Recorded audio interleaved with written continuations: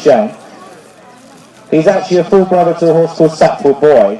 Satwa Boy is a high gold polo pony. So last year he covered mainly polo ponies, and they're literally, one's in Argentina. It's a bit far, the diesel cost is quite expensive. So next year he will have foals at the open day here. He's covered a lovely bunch of natives and also a show hack mare he covered yesterday.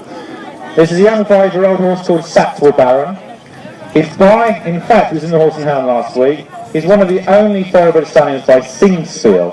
Singspiel's from the Derby stud. And he's out of a Crown Spring mare, so it's Group 1 racing pedigree. And unfortunately, Baron was 14-2. So he was out in Dubai.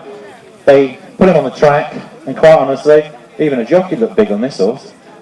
So they thought it wasn't worthwhile running him. He is very, very fast. You're probably going to see that in a minute. Okay, Ben, I'll let him go. Just watch his hind leg, mate. Yeah. He's a thoroughbred horse. Thoroughbred horses are quite sharp, you know, they're quite hot-blooded horses. But the great thing about Baron is, in the racing world maybe his height wasn't so good. But in our world, crossing on ponies and bits and pieces, this is the perfect thing to cross with the Connemara, the Welsh Cob, the Fell, the Dales, the Shire mare. We'd have to inseminate it. It's a little bit high, the Shire mare for him. But you know, that's what we did with thoroughbreds. We made riding horses out of draft working horses. You can see he's not short of speed, is he? But he's the sweetest tempered horse. And he's perfect for the young children, you know, crossing on the New Forest pony and stuff like that. And that's what we still use thoroughbreds for, to lighten and bring more and more quality in. In the showing world himself, you'd almost think he was part-bred, the depth and the width this horse has got for a purebred thoroughbred. And if he actually does settle to trot, he moves extremely well.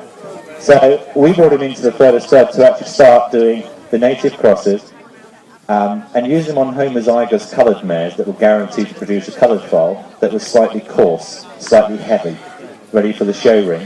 We thought this guy at 14-2 would be a perfect combination for them, and the mares themselves were Garrod colour, so therefore it didn't matter what colour the stallion was.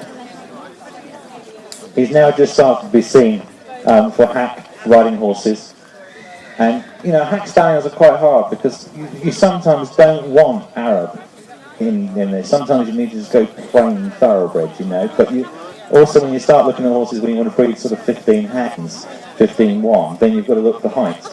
You know, majority of thoroughbred stallions, if you look out there, are sort of 15-2 to 16 hands, so you're always above what you want. So when Little Baron came along, we thought, it's the first one we've ever seen under. This is great, we've got half a chance. Obviously it's by Singspiel. Singspiel's line goes back to the great famous racehorse that I think most of you that will know is Sadler's Wells. Singspiel himself, he won something stupid like, you know, 5 million quid or something in America, and he was turf champion. And unfortunately he passed away. I think it was adverts to the Derby stud lost him, you know, 2 or 3 weeks ago. So we're hoping actually that, you know, although he hasn't got racing form, he's still got the pedigree, and it's still Group 1 pedigree, that we might actually start landing around a few commercial thoroughbred for her, for him, and using the breeding, because, I mean, Singspiel's pedigree was £15,000 to get hold of. This guy's 450. I know which way I'd go.